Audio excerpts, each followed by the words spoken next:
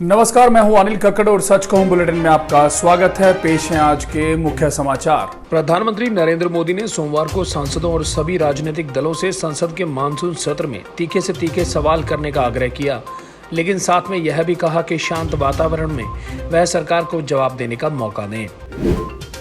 विभिन्न मुद्दों पर विपक्ष के हंगामे के कारण प्रधानमंत्री नरेंद्र मोदी सोमवार को मानसून सत्र के पहले दिन अपनी मंत्रिपरिषद के नए सदस्यों का परिचय संसद के दोनों सदनों को नहीं करवा पाए और उन्होंने मंत्रियों की सूची दोनों सदनों के पटल पर रखी।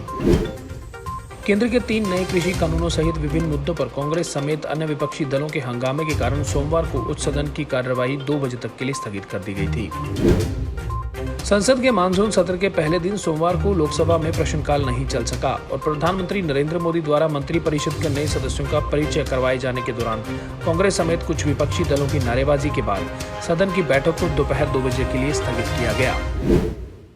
सुप्रीम कोर्ट ने कोविड-19 के उपचार को लेकर भाजपा नेताओं की आलोचना करने पर रासुका के तहत हिरासत में लिए गए मणिपुर के राजनीतिक कार्यकर्ता को सोमवार शाम 5 बजे तक रिहा करने का निर्देश दिया।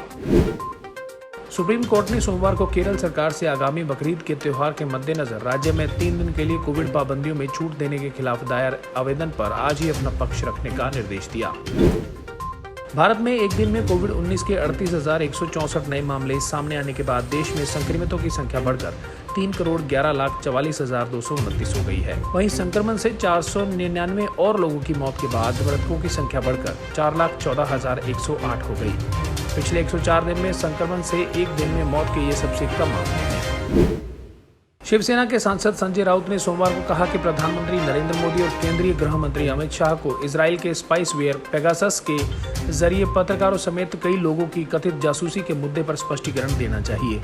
राउत ने नई दिल्ली में संवाददाताओं से कहा कि यह दिखाता है कि देश की सरकार और प्रशासन कमजोर है। जम्मू कश्मीर के शोपियां जिले में सुरक्षा बलों और आतंकियों के बीच हुई मुठभेड़ में लश्कर-ए-तौयबा के शीर्ष आतंकी सहित 2 आतंकी मारे गए। लीक हुए आंकड़ों के आधार पर की गई एक वैश्विक मीडिया संघ की जांच के बाद इस बात के और सबूत मिले हैं कि इजराइल स्थित कंपनी NSO ग्रुप के सैन्य दर्जे के मालवेयर का इस्तेमाल पत्रकारों, मानवाधिकार कार्यकर्ताओं और राजनीतिक असंतुष्टों की जासूसी करने के लिए किया जा रहा है।